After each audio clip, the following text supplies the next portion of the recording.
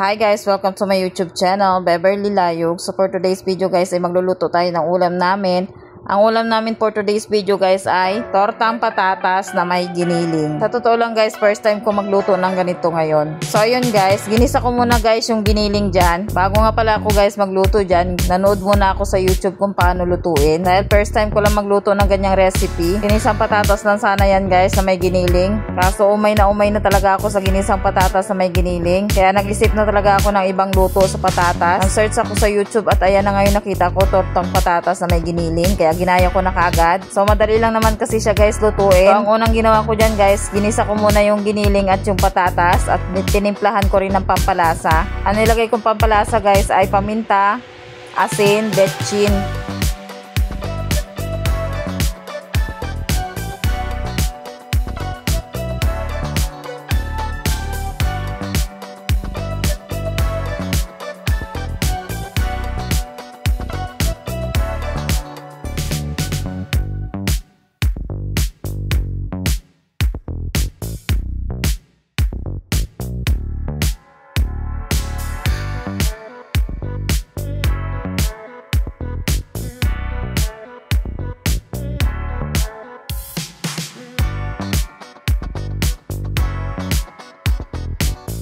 Dahil nga tortang patatas ang recipe natin, syempre may itlog tayo. So, 4 na itlog pala guys ang gamit ko dyan.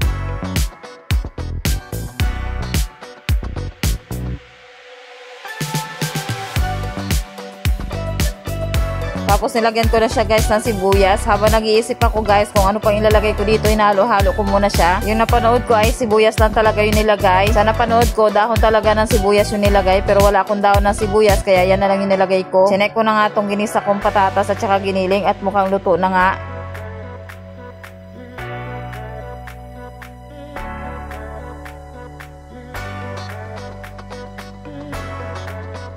So dahil luto na yung ginisa kong patatas na may giniling, simulan ko na nga lagyan ng pampalasa yung itlog. Ang kanina ko pa iniisip kung ano pang ilalagay ko dito.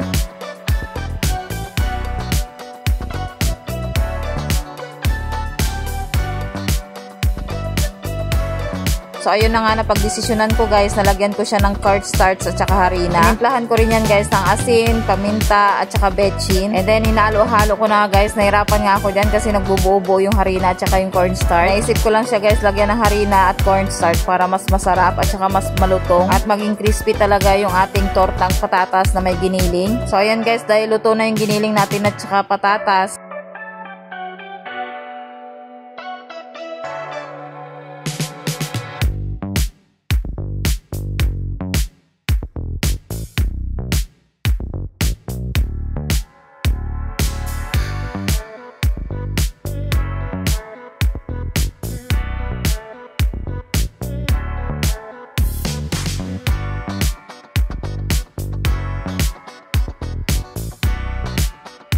so ayan na nga guys, dahil luto na yung giniling at saka yung patatas, sinalo ko na siya dyan sa itlog. Medyo natakot nga ako sa part na yan guys, dahil nilagay ko kagad yung patatas at saka giniling sa itlog habang mainit. Dahil naisip ko baka biglang maluto yung itlog at maging scrambled egg na lang.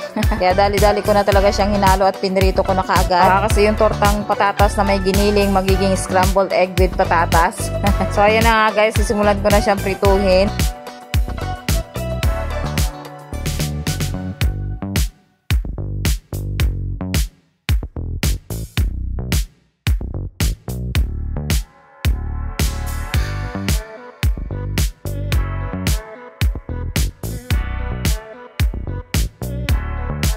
So ayun na nga guys, na golden brown na siya. Super saya ko talaga sa part na yan guys dahil ang perfect ng pagkaluto. Hindi halatang first time ko magluto ng ganyan.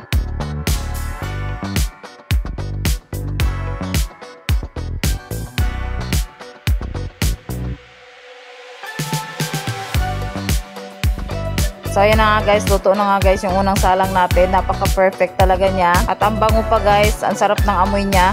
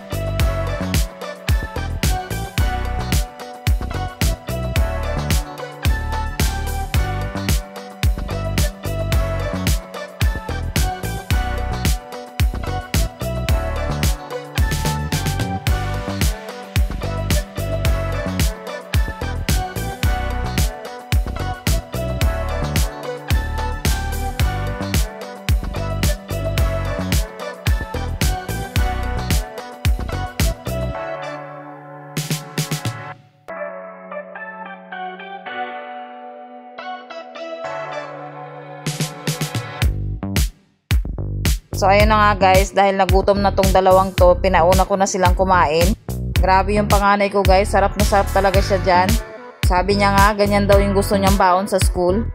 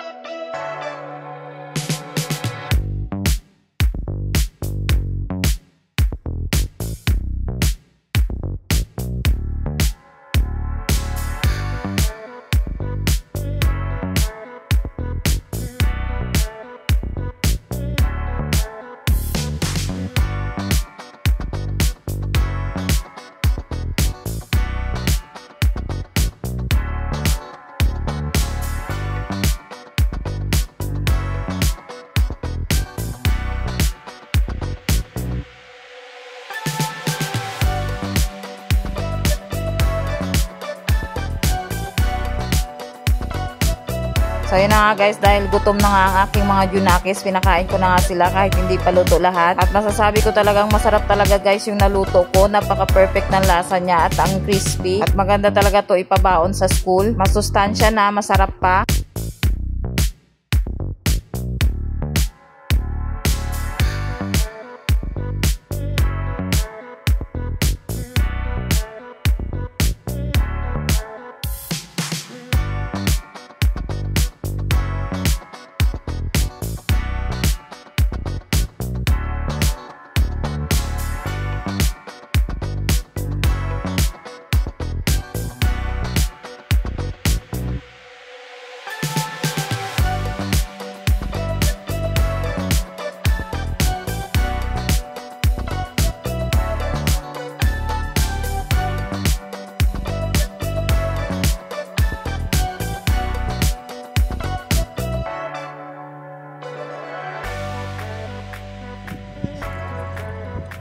Grabe, tingnan nyo naman guys kung gaano ka-crispy yan. Bigla tuloy ako natakam.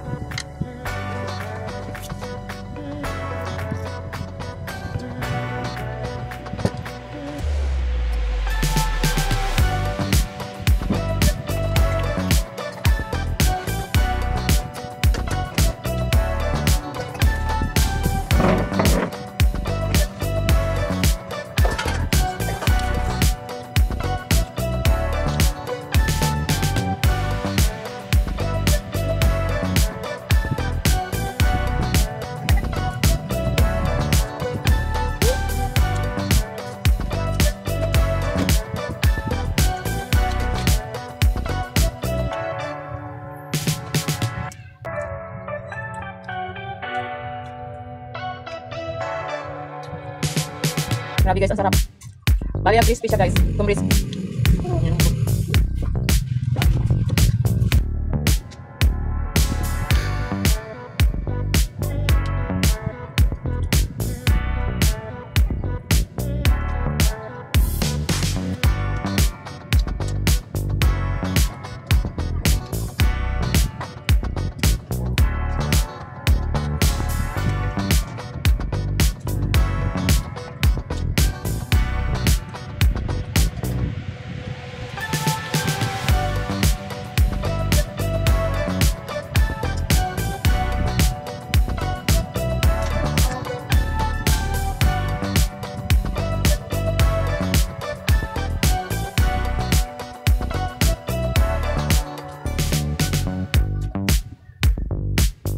So dahil nga gutom na rin ang person, kumain na rin ako syempre.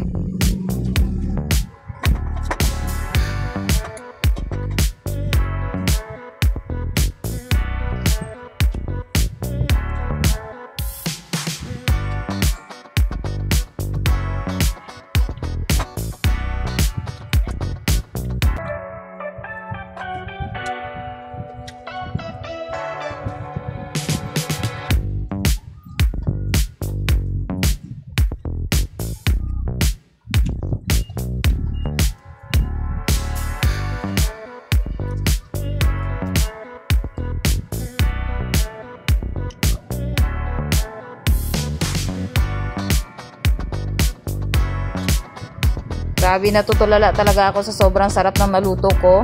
Kaya kung hindi nyo pa ito na-try guys, i-try nyo na rin. So hanggang dito na lang guys ang aking video. Maraming salamat sa mga nanood. Like and subscribe. Bye!